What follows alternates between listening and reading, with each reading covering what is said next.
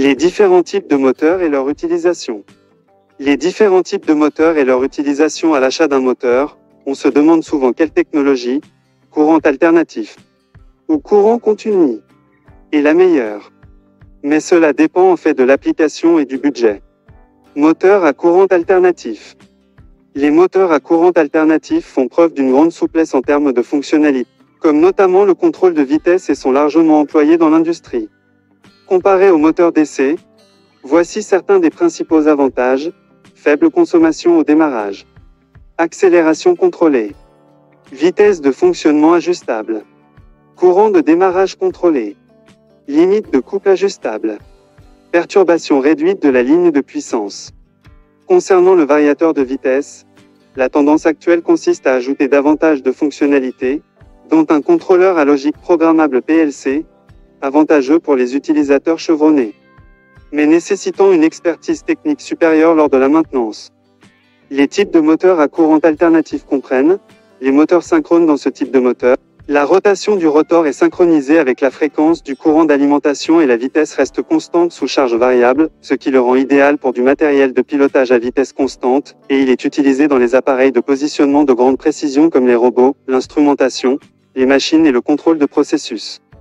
Moteur à induction asynchrone. Ce type de moteur utilise l'induction électromagnétique du champ magnétique du bobinage du stator pour produire un courant électrique dans le rotor et donc du couple. C'est le type de moteur à courant alternatif le plus courant et important dans l'industrie du fait de sa capacité de charge, les moteurs à induction monophasée étant principalement utilisés pour de plus petites charges, comme dans les appareils électroménagers, tandis que les moteurs à induction triphasée sont davantage utilisés dans les applications industrielles telles que les compresseurs, pompes, systèmes de convoyeurs et le matériel de levage. Moteur courant continu. Les moteurs à courant continu représentent le premier type de moteur largement utilisé et les coûts initiaux des systèmes moteurs et variateurs ont tendance à être moins élevés que les systèmes courants alternatifs. Pour des appareils de faible consommation, mais avec des appareils de plus grande consommation, les frais d'entretien généraux augmentent et devraient être pris en compte. La vitesse des moteurs courant continu peut être contrôlée en variant la tension d'alimentation et ces moteurs sont disponibles dans une large gamme de tensions. Cependant, les tensions les plus utilisées sont 12 et 24 volts, dont certains avantages sont installation facile, commande de vitesse dans une large gamme, démarrage, arrêt, marche arrière et accélération rapide, couple de démarrage élevé, courbe couple vitesse linéaire. Les moteurs courant continu sont largement utilisés, et ce avec de petits appareils et outils jusqu'au palan, ascenseurs et véhicules électriques. Les deux types les plus courants sont les moteurs à balai. Ils représentent le type de moteur le plus classique et sont généralement utilisés pour des applications à faible budget, dans lesquelles le système de commande est relativement simple, telles que des applications grand public, et pour des équipements industriels basiques. Ce type de moteur peut être décomposé comme ci-dessous. À excitation série, le bobinage du stator est connecté en série au bobinage du rotor. La contrôle de la vitesse est effectué en variant la tension d'alimentation. Cependant, ce type de moteur offre un contrôle médiocre de la vitesse et lorsque le couple vers le moteur augmente, sa vitesse chute. Ces moteurs sont utilisés dans les applications exigeant un couple de démarrage élevé comme les automobiles, les palans, ascenseurs et grues. À excitation shunt, ce type de moteur possède une tension d'alimentation et le bobinage du stator est connecté en parallèle au bobinage du rotor et peut fournir un couple plus élevé, sans réduction de vitesse lors d'une augmentation du courant de moteur. Son couple de démarrage est moyen avec une vitesse constante. Il convient donc aux applications telles que les tours, aspirateurs, convoyeurs et meuleuses. À excitation compound, ce type de moteur combine la structure à excitation série et celle du bobinage shunt. Ainsi, la polarité du bobinage shunt s'ajoute au champ en série. Ce type de moteur possède un couple de démarrage élevé et offre une large variation de vitesse. Il est utilisé pour piloter des compresseurs, pompes centrifuges à tête variable, presse rotative, scie circulaire, machine de cisaillement, ascenseur et carrousel à bagages, moteur à aimant permanent plutôt qu'un électroaimant. Comme son nom l'indique, un aimant permanent est utilisé dans des applications où une commande précise et un couple faible sont nécessaires, tels que dans la robotique et les servosystèmes. Brushless. Les moteurs brushless réduisent certains problèmes liés aux moteurs à balai les plus courants, durée de vie limitée pour des applications à usage intensif et leur conception mécanique est beaucoup plus simple sans balai. Le contrôleur de moteur utilise des capteurs à effet Hall pour détecter la position des rotors, et le contrôleur peut ainsi commander le moteur de façon précise via le courant dans les bobines du rotor pour réguler la vitesse. Les avantages de cette technologie sont une longue durée de vie, peu d'entretien et un haut rendement 85-90%, tandis que les inconvénients sont des coûts élevés et des contrôleurs plus compliqués. Ces types de moteurs sont généralement utilisés dans le contrôle de positionnement et de vitesse avec des applications telles que les ventilateurs, pompes et compresseurs, qui nécessitent fiabilité et robustesse. Les moteurs pas à pas font partie de la catégorie des moteurs brushless. Ils sont principalement utilisés dans le contrôle de position en boucle ouverte, avec des utilisations allant des imprimantes jusqu'à des applications industrielles telles que les équipements de placement à grande vitesse. Exemple de moteur à balai et brushless courant continu. Finalement, j'espère que cet article vous sera utile. N'oubliez pas de laisser vos questions ou vos remarques dans les commentaires. Pour plus d'informations, visitez notre chaîne. Spécialisée dans l'électricité, abonnée à la chaîne. Othman Gabardi. Moteur à usage déterminé, tout moteur construit suivant des normes spécifiques et ayant des caractéristiques normalisées de fonctionnement ou une construction mécanique permettant son utilisation dans des conditions particulières, telles que celles spécifiées dans la norme NEMA standard publication MG1-1993. On appelle moteur à usage spécial tout moteur autre qu'un moteur à usage général ou à usage déterminé, de caractéristiques de fonctionnement spécial ou de construction mécanique spéciale, ou des deux, prévus pour un usage particulier. Les moteurs de plus de 500 HP sont habituellement considérés comme des moteurs à usage spécial plutôt que comme des moteurs à usage général, et sont construits pour l'application particulière. Moteur à induction à rotor bobiné. Le moteur à induction à rotor bobiné fonctionne selon les mêmes principes que le moteur à cage d'écureuil, mais son rotor est de construction différente. Plutôt que d'être doté de barres en court-circuit, le rotor est constitué d'enroulements aboutissant à des bagues collectrices sur l'arbre. On fait appel à ce type de moteur dans des cas spécifiques nécessitant un couple de démarrage élevé. Le raccordement au rotor d'une résistance extérieure par le biais des bagues collectrices permet une variation des caractéristiques couple-vitesse du. Après le démarrage, les bagues collectrices sont court-circuitées. La mise en court-circuit des raccordements externes entraîne un fonctionnement similaire à celui des moteurs à cage d'écureuil. Moteur à induction à rotor bobiné. On peut faire varier la gamme de vitesse d'environ 5 sur 1 en ajoutant une résistance externe au circuit du rotor. Cette variation se fera toutefois au détriment de l'efficacité électrique, à moins de recourir à un circuit de récupération de l'énergie de glissement. Graphique couple vitesse des moteurs à rotor bobiné pour diverses valeurs de résistance externe. Le couple maximal que peut développer un moteur à rotor bobiné est déterminé par la construction de son rotor, alors que la vitesse à laquelle ce couple est développé dépend de la résistance externe reliée au rotor. Chaque modèle de moteur à rotor bobiné présente une gamme de courbes couple-vitesse correspondant aux diverses valeurs de la résistance externe reliée au rotor. D. Moteur à induction monophasée. Lorsqu'un moteur à induction monophasée marche, il engendre un champ magnétique tournant.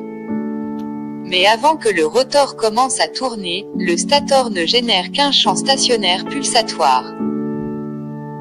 Pour produire un champ tournant, et par conséquent, un couple de démarrage, on place un enroulement de démarrage auxiliaire à angle droit de l'enroulement principal du stator de telle sorte que les courants qui les parcourent soient déphasés de 90 degrés, un quart de période.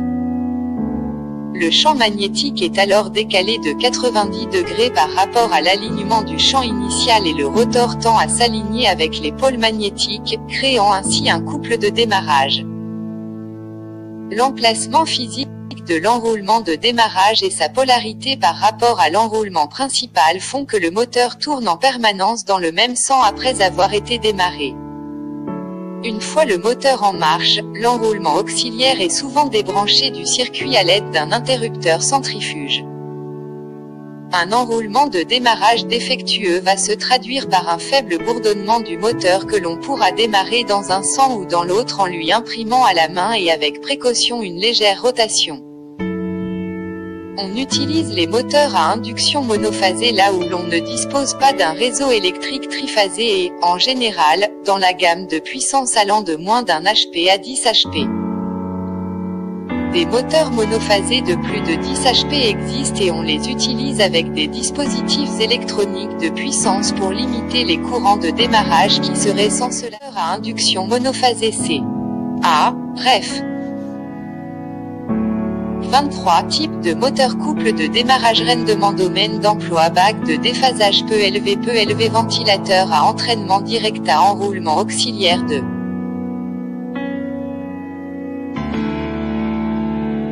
démarrage peu élevé moyen ventilateur à entraînement direct, pompe centrifuge, compresseur d'air et de réfrigération moyenne moyen ventilateur à courroie, compresseur d'air et de réfrigération, gros électroménageur à démarrage par condensateur moyenne moyen ventilateur à courroie, compresseur, pompe centrifuge, appareil industriel, agricole, gros électroménager commerciaux, équipement de bureau élevé moyen pompe volumétrique, compresseur d'air et de réfrigération à condensateur. De démarrage. Moteur à courant alternatif. Moteur à courant alternatif. Tous les moteurs fonctionnant en C. A. Ont en commun l'existence d'un champ magnétique tournant produit par les enroulements du stator. Dans le cas des moteurs triphasés, on peut illustrer ce concept par le dessin de 3 bobines réparties également autour du rotor. Chaque bobine est reliée à l'une des 3 phases d'une alimentation électrique triphasée. Développement d'un champ magnétique tournant. Champ résultant. Le courant traversant chaque bobine varie de façon sinusoïdale avec le temps et il est déphasé de 120 degrés par rapport au courant des autres bobines. Ainsi, le courant dans la bobine B est en retard d'un tiers de période par rapport à celui de la bobine A, et le courant dans la bobine C en retard d'un tiers de période par rapport à celui de la bobine B. Le rotor voit le champ magnétique tournant est engendré par les 3 bobines et se met à tourner en développant ainsi un couple sur l'arbre de transmission du moteur. Ce champ tourne soit dans le sens horaire, soit dans le sens anti-horaire, en fonction de l'ordre des phases raccordées au moteur. L'inversion du sens de rotation d'un moteur triphasé s'obtient tout simplement en changeant l'ordre de raccordement de 2 des 3 conducteurs d'alimentation. La vitesse de rotation du champ tournant dépend du nombre de pôles magnétiques dans le stator, c'est la vitesse synchrone. La fréquence est celle de l'alimentation, par exemple 60 Hz. Dans les moteurs C. A. Le nombre de pôles magnétiques, ou simplement pôles, est le principal facteur conceptuel agissant sur la vitesse. A. Moteur à induction triphasée. Le rotor d'un moteur à induction ne tourne pas à la vitesse synchrone, c'est-à-dire à la vitesse du champ magnétique du stator, mais il existe un léger décalage temporel entre les 2 vitesses. Ce décalage, nommé glissement, s'exprime en pourcentage de la vitesse synchrone. Le glissement du moteur est le résultat de l'interaction entre le champ magnétique du stator et le champ magnétique créé par les courants induits circulant dans le rotor. Les barres du rotor coupent les lignes de force magnétique et produisent ainsi un couple moteur. Quand le moteur ralentit, le glissement augmente, sous l'action de la charge ajoutée, le couple engendré augmente. Les moteurs à induction triphasée sont très robustes et très fiables, c'est d'ailleurs le type de moteur le plus couramment utilisé. Malheureusement, leur facteur de puissance a tendance à diminuer dans le cas de charge réduite. Ceci est attribuable au fait que le courant fourni sert uniquement à entretenir le champ magnétique. B. Moteur à cage d'écureuil. Le rotor d'un moteur à cage d'écureuil est composé de barres conductrices parallèles à l'arbre et court-circuitées par des anneaux protecteurs qui supportent leurs extrémités. La dimension, la forme et la résistance des barres ont une influence déterminante sur les caractéristiques couple-vitesse. Un bris dans une barre du rotor ou à un point de raccordement avec un anneau protecteur peut avoir de sérieuses conséquences, notamment des vibrations haute fréquence, ou même provoquer la défaillance du moteur. A3 Cage d'écureuil. Afin de faciliter le choix des moteurs, la NEMA, National Electrical Manufacturers Association, désigne par les lettres A, B, C et D les caractéristiques de construction couple-vitesse standard des moteurs à cage d'écureuil de 200 HP et moins tableau 4. Type 2. Construction couple de démarrage courant de démarrage couple de crochage et glissement à pleine charge d'aux-mains des d'emploi type S peut utiliser normal élevé plus petit que 5% machine-outil, ventilateur, pompe normal plus petit que 5% même que SLV normal peu élevé plus petit que 5% compresseur, broyeur, convoyeur de tresse. Élevé peu élevé, au plus grand que 5% poinçonneuse, monte-charge à inertie élevée. Graphique couple vitesse des moteurs de type A, B, C, D.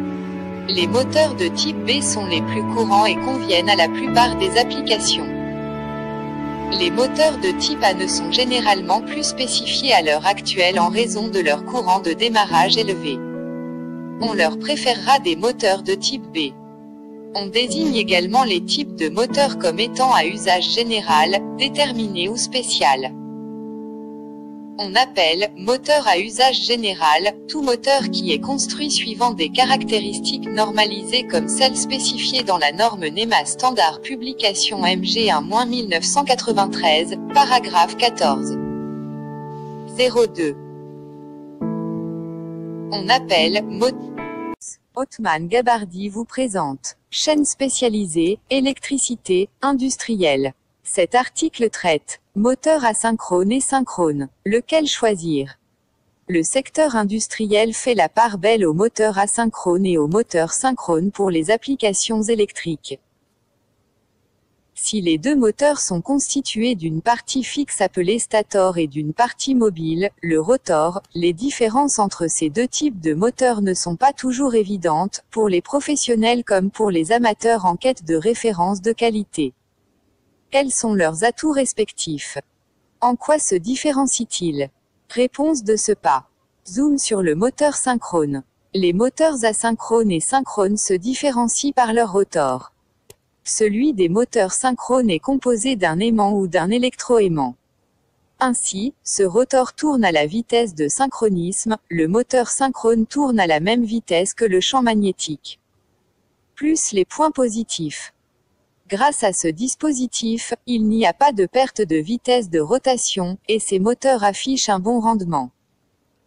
Quelle que soit leur charge, la vitesse du moteur reste fixe, ce qui peut s'avérer très pratique avec certaines applications.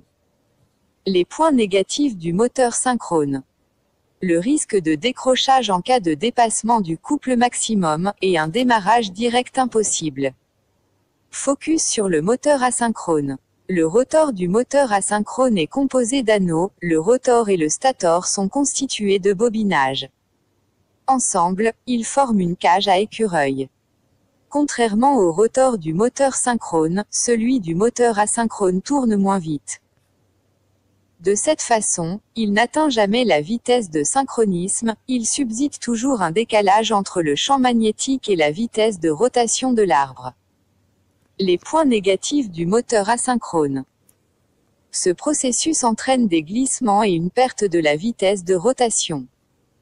Plus les points positifs du moteur asynchrone. Contrairement à son homologue synchrone, il peut être lancé directement sur le réseau. Par ailleurs, les moteurs asynchrones offrent une grande polyvalence. Ils sont utiles à de très nombreuses applications. Moteur synchrone versus moteur asynchrone, bilan. Si les moteurs synchrones sont très appréciés pour leur rendement, les moteurs asynchrones restent les moteurs les plus utilisés dans l'industrie. Notamment parce qu'ils sont moins onéreux, moins volumineux, plus faciles à entretenir et dotés d'une grande résistance, compatibles avec une grande majorité de machines industrielles, munis d'un variateur de vitesse efficace et globalement plus simple à mettre en place que sur un moteur synchrone. Vous êtes en quête d'un moteur asynchrone pour votre application. Faites votre choix parmi notre offre de moteurs monophasés, de moteurs triphasés et de moteurs bivitesses. Au contraire, vous êtes en quête d'un moteur synchrone de qualité. Jetez un œil à notre sélection de moteurs brushless qui traversent leur stator, voire, principes généraux, glissement d'une machine asynchrone. La machine asynchrone a longtemps été fortement concurrencée par la machine synchrone dans les domaines de forte puissance, jusqu'à l'avènement de l'électronique de puissance. Elle est utilisée dans de nombreuses applications, notamment dans le transport, métro, train, propulsion des navires, automobiles électriques, dans l'industrie, machines-outils, dans l'électroménager. Elle était à l'origine uniquement utilisée en moteur, mais, toujours grâce à l'électronique de puissance, elle est de plus en plus souvent utilisée en génératrice, par exemple dans les éoliennes. Pour fonctionner en courant monophasé, les machines asynchrones nécessitent un système de démarrage. Pour les applications de puissance, au-delà de quelques kilowatts, les machines asynchrones sont uniquement alimentées par des systèmes de courant triphasé. Constitution modifiée. Réalisation du stator modifié. Il est constitué d'un cylindre ferromagnétique entaillé d'encoches permettant d'y loger les bobinages. Ce cylindre est constitué d'un empilement de plaques de tôle feuilletées afin de limiter les courants de Foucault.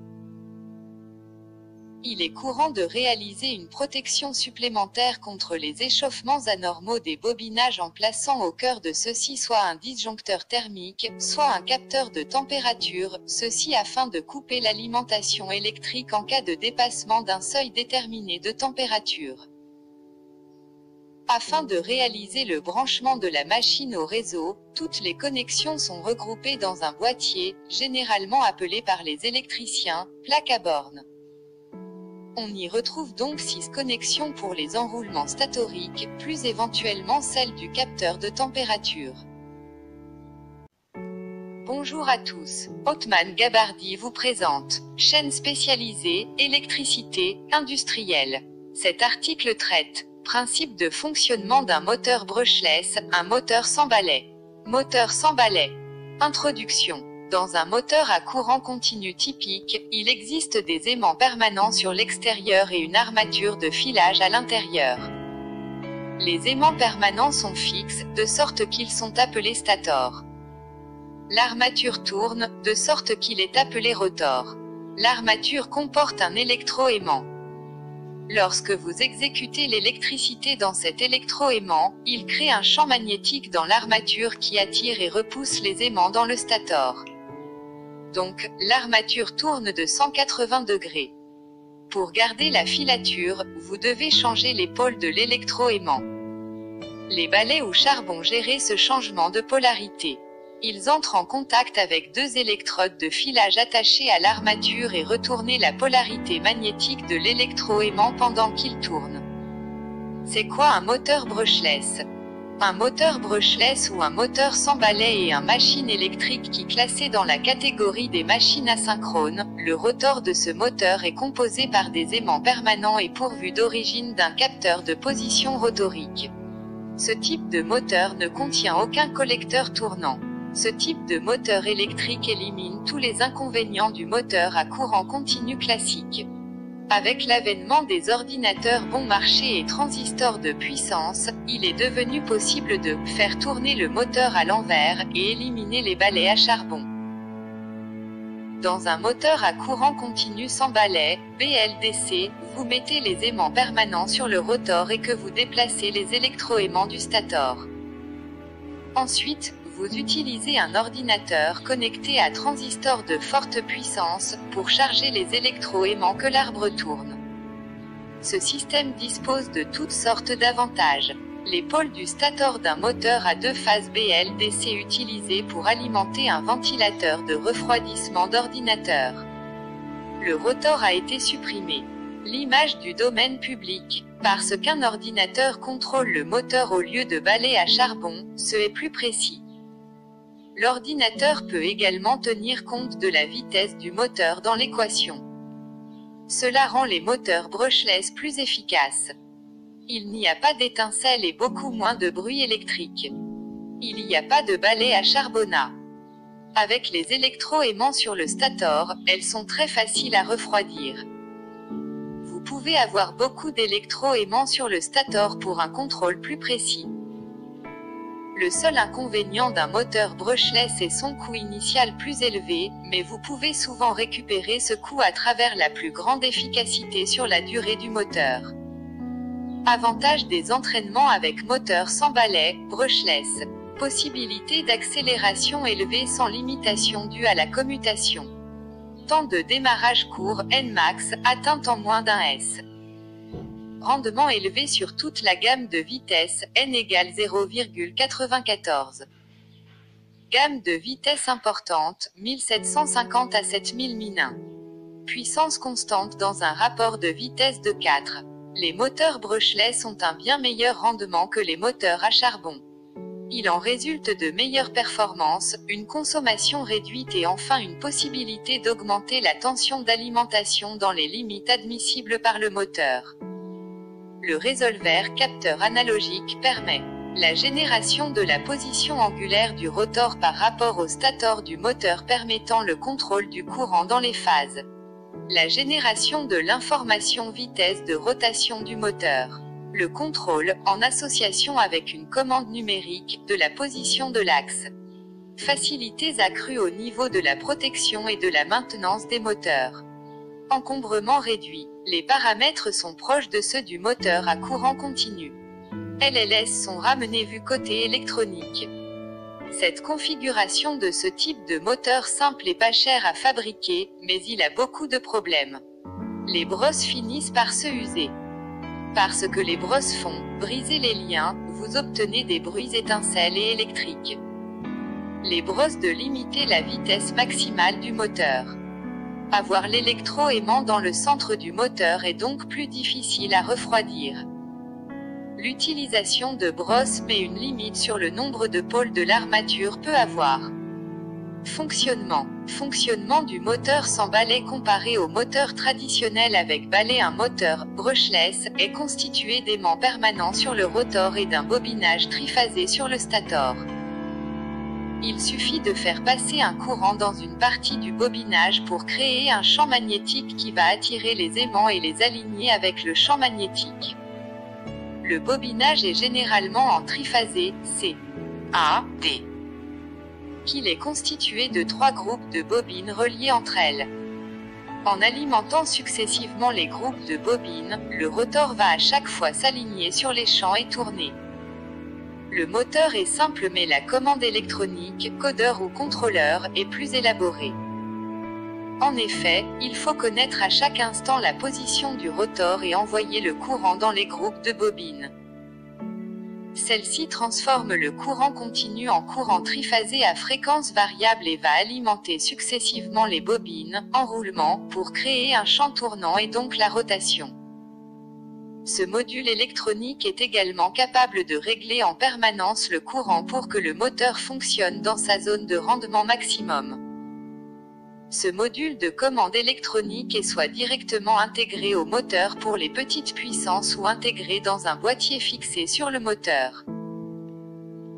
Dans le cas du moteur traditionnel d'essai à charbon ou balai, brushed en anglais, le système de commutation qui permet de faire passer le courant successivement dans les bobinages n'est pas réalisé électroniquement mais mécaniquement par l'intermédiaire des lamelles du collecteur.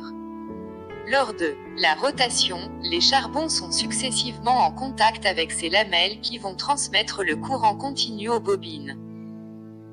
La commutation électrique est simple mais le frottement des charbons, ou balais, sur le collecteur entraîne une perte, un échauffement du collecteur et une usure inévitable de celui-ci. Utilisation. Les moteurs brushless sont largement utilisés dans l'industrie, en particulier dans les servomécanismes des machines-outils et en robotique, où ils ont fait disparaître les machines à courant continu. Ils équipent en particulier les disques durs et les graveurs de DVD. Dans le domaine des transports, les moteurs électriques qui équipent les véhicules hybrides comme la Toyota Prius et la Honda pour assurer, entre autres, le fonctionnement à faible vitesse sont des moteurs sans balai.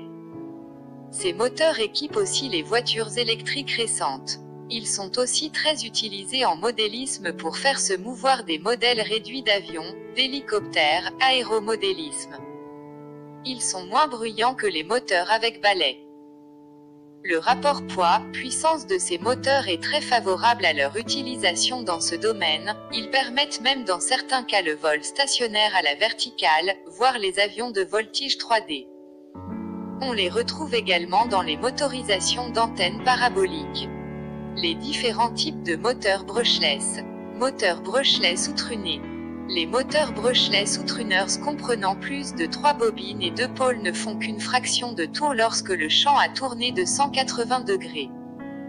Leur fréquence de rotation est donc plus faible mais le couple très élevé.